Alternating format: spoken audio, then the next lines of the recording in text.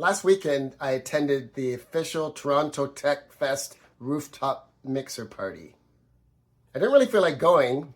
I was at home and all comfy and I've got to get up and dress up and all that stuff. I didn't really feel like it. But there was going to be 1,000+ founders and investors and entrepreneurs there. And since I'm a founder, I got myself up and I went. I had to change my state of mind, and that's exactly what I did.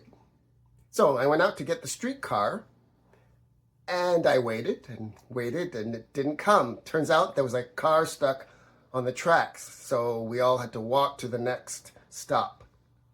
So when I got there, I decided, it's really busy, I'm going to order an Uber. So I did.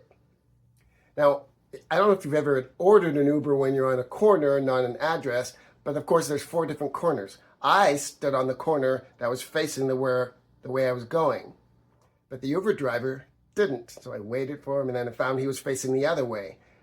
And so I got in the car, and he said, well, that's where you said to stop. And I said, well, it's hard to tell on your little Uber map where it is, but it seems to me it makes sense to be in the direction that you're going. Be that as it may, we got on the way and right into a traffic jam. I was not impressed. This is precisely why I stood on the other corner, because I knew if you went into the main area, we'd get into a traffic jam. And we did. So I said to the driver, it would have been a good idea to go on the other corner because that's the way we were going. And he really didn't have anything to say about that. And I said, now that we're in a traffic jam, I'm not going to get there on time. And he apologized, but again said, well, this is where you said you were going. And I said, I read an article about Uber and a city in the US where they're trying to raise the minimum wage for drivers. But one of the drivers in the article said, I don't make less than $25 an hour because I'm judicious about who I pick up and I make sure I go in above and beyond. I said to the driver, which one do you want to be, the $25 an hour guy or the people wanting minimum wage? You can proactively make the experience better for a client, and that's going to make you more money. He actually accepted that. Turns out he was a software developer from India.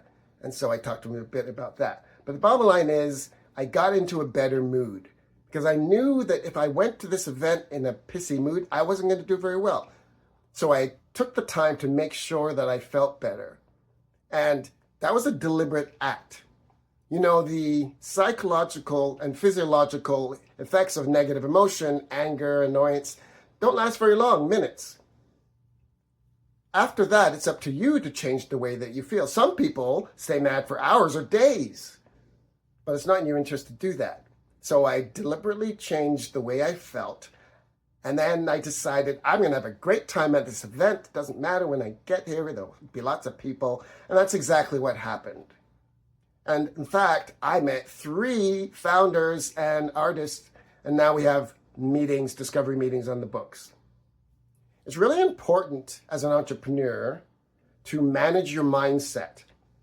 My mindset program is called Ibudo. It's based on martial thinking of Shoshin, which means beginner mind, and Fudoshin, which means immovable mind and focus. And you want to do this whenever you're going into any event or anything, which is deliberate intention. I intend this event to be X. I intend to have this great time. You go general and you just say, generally speaking, this is what I want to happen.